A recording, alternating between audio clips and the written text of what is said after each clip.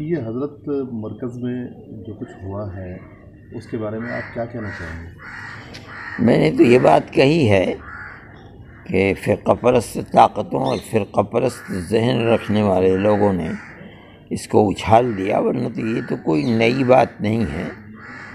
تبلیغی جماعت کے لوگ ہندوستان بھر میں نہیں بلکہ دنیا کے ان ملکوں میں جہاں مسلم آبادیاں ہیں گھومتے پھرتے رہتے ہیں اور مذہب کے بارے میں لوگوں کو بتاتے رہتے ہیں، اور کوئی بات تو کبھی ہوئی نہیں ہے، لیکن اس وقت اس کو جتنا اچھالا گیا ہے یہ ایک بے معنی سی چیز ہے۔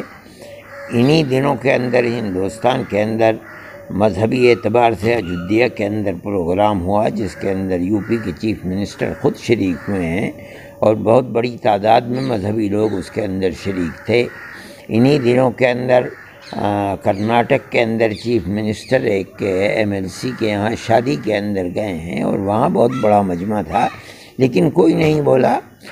ان لوگوں نے بار بار یہ بات کہی ہے کہ ہمیں یہاں سے منتقل ہونے کے لیے مواقع دیے جائیں، پاس دیے جائیں، لیکن کسی بات کو سنا نہیں گیا۔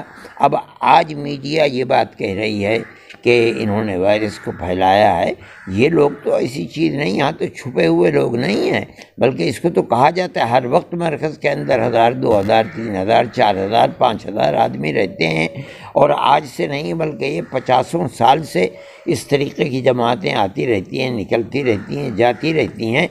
لیکن اس وقت اس موقع کے اوپر یہ بات ان لوگوں نے اٹھائی ہے، یہ صرف اپنے دل کے پھپولے پھوڑنے کے لیے۔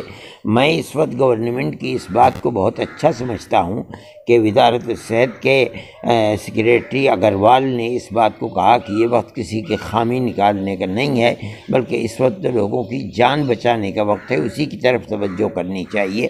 حقیقت یہ ہے کہ اگر شرم اور حیا ہو تو یہ گورنمنٹ کی طرف سے ایک تماچا ہے اس فرقہ پرست لابی کو، جو ایک بات کا بتنگڑ بنا کر کے پیش کر رہے ہیں، ورنہ کوئی بھی مسئلہ نہیں ہے۔ ہم نے اس بات کو کہا بھی ہے اور اخبارات کے اندر چھپ بھی گیا ہے، ہم اس بات کو آپ کے سامنے بھی کہتے ہیں کہ ہمارے نزدیک تو کوئی نیا مسئلہ نہیں ہے، ایسے تو ہی ہوتا ویڈیوز کے رہتا ہے۔ اپڈیٹ کے لیے ہمارے چینل کو سبسکرائب کریں۔ شکریہ۔